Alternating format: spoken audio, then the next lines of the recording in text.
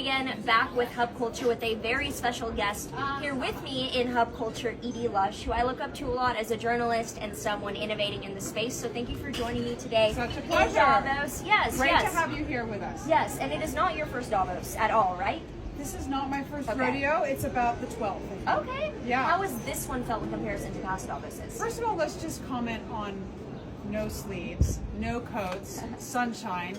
Yes, absolutely.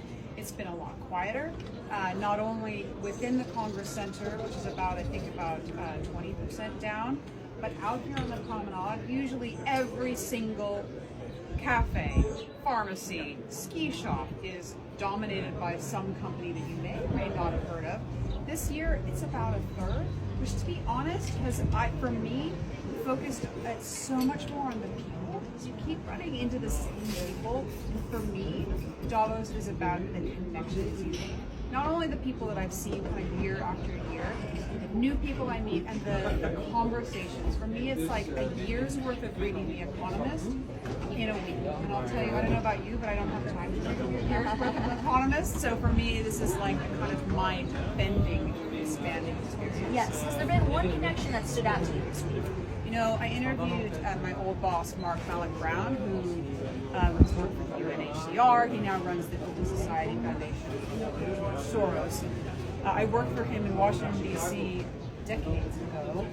He has done a lot of work around vaccinations and changing how we need to think about COVID, especially in Africa. Absolutely fascinating what's going on there. About 17% of Africa is vaccinated with the first dose only, right? There was so much focus for the world on the fact that we needed to get those vaccinations. It hadn't worked.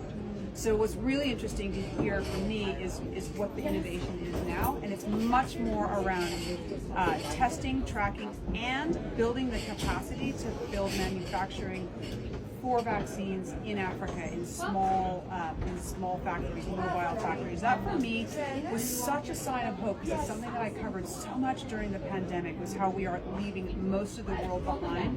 So while Mark said, I had a phrase this week that was, we're in a tornado of crises with the continuing pandemic, the war in Ukraine, rising food prices, rising energy prices. He said, you know what, I don't think it's a tornado, I think it's a tsunami, and the outlook is not good. So hearing that story of hope from somebody who's very involved, for me was a breath of fresh air. Yeah. Have there been any intentions that you came in here with that you feel like you really accomplished and got through yourself? Yes, I came with the intention to work hard, but also make some space to have fun. And Hub Culture is such a fun place to be.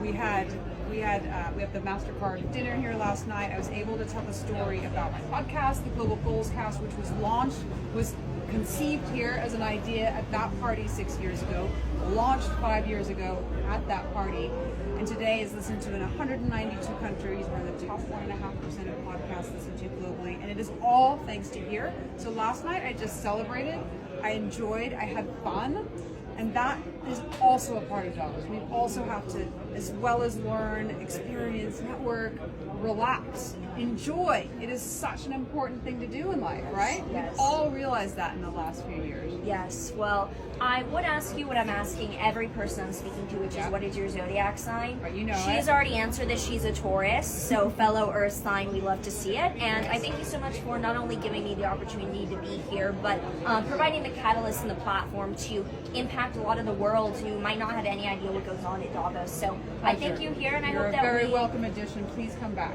Will do.